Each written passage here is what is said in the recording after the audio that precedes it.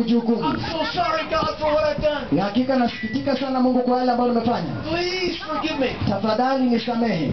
And I was crying and weeping before God. Nami nilikuwa nikilia machozi kutoka mbele za Bwana. On a rainy night in Arkansas. Ilikuwa usiku ambao ulikuwa unanyesha pale katika mji wa Arkansas. Back in 1984. Katika miaka wa 84. But you know what? Lakini unajua nini? That event changed my life. Hiyo tukio ilibadilisha maisha yangu. Because that was authentic repentance. Kwa sababu ilikuwa ile ombi la kughadhabika. Me being truly sorry for not only hurting God, but hurting another human being. Kwa mimi kwa sababu nilikuwa nasikitika sana, si kwa sababu nimemkosea Mungu, lakini nilikuwa nimemkosea mwanadamu wenzangu. And through that experience, Na kupitia hiyo tukio, God put a fire in my life. Mungu akaweka moto ndani ya maisha yangu. To search for Him with all my heart. Nipate kumtafuta na moyo wangu wote. And so the death of that child Basi ile kifo ya ule mtoto brought spiritual life to me. ikaleta ile maisha ya kiroho kwangu. Can you praise God with me for that? Hebu pigia Mungu makofi kwa ajili ya hiyo. Praise God. Bwana asifiwe. So I'm just going to say a couple words. Can I just say a couple words about the Bible? Wacha niwaambie maneno kadhaa tu hapa kuhusiana na Biblia, alafu tutakuwa namalizia. In the Old Testament, God gave 10 commandments. Katika Agano la Kale Mungu alipatiana amri 10. He said, don't steal, Alisema usiibe, don't commit adultery, usitende usifanye usherati, and don't kill anybody. na usimuue mtu yeyote. But in the New Testament, Lakini katika Agano Jipya Jesus raised the level of those 10 commandments. Yesu akainua kiwango ya zile amri 10. And He said, if you hate someone in your heart, Akasema ukimchukia mtu ndani ya moyo wako, you've already murdered him. tayari umeshamuua. If you lust after a woman, Ukimtamani mwanamke yeyote, you've already committed adultery. tayari umeshatenda usherati.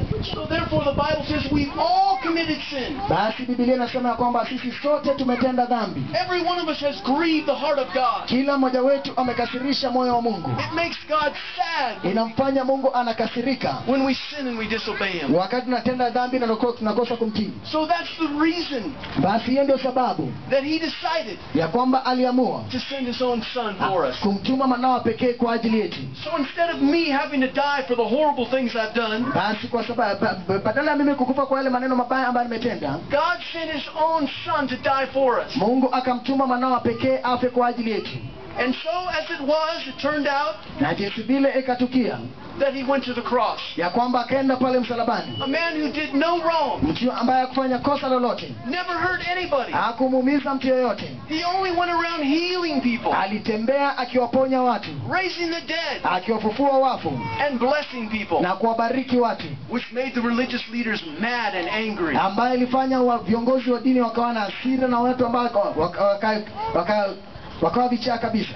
And so when He was on the cross, Basi alipokuwa pale msalabani, with blood and dirt rolling down from Him, na damu ambayo ilikuwa inatiririka kutoka katika mwili wake wote, pain screaming from every part of His body, uchungu ukiwa katika kila sehemu ya mwili wake, because they beat Him and they whipped Him. kwa sababu alimpiga wakampiga. Was He thinking about Himself? Je, alikuwa anajiwazia yeye mwenyewe? No, He was thinking about you. Hapana, alikuwa anatuwazia mimi na wewe. And He said, Father, please forgive them, Na akasema, Baba tafadhali wasamehe, for they know not what they do. kwa sababu hawajui lile ambalo wanalofanya. You see, in that hour, He took the sin of the world upon Himself. Basi katika ile saa alichukua dhambi za ulimwengu akajitwika yeye mwenyewe, All of God's wrath ile hasira ya Mungu yote, for all the people that ever sinned and ever will sin. kwa mtu yeyote yule ambaye amewahi tenda dhambi na yule atakayetenda dhambi. All the curse and the judgment of the law upon Himself. Kila laana na kila hukumu ya sheria akajitwika yeye mwenyewe, You see, because our sin separates us from God. kwa sababu unaona kwamba dhambi zetu zinatutenga na huyu Mungu. And so the only way for sinful people like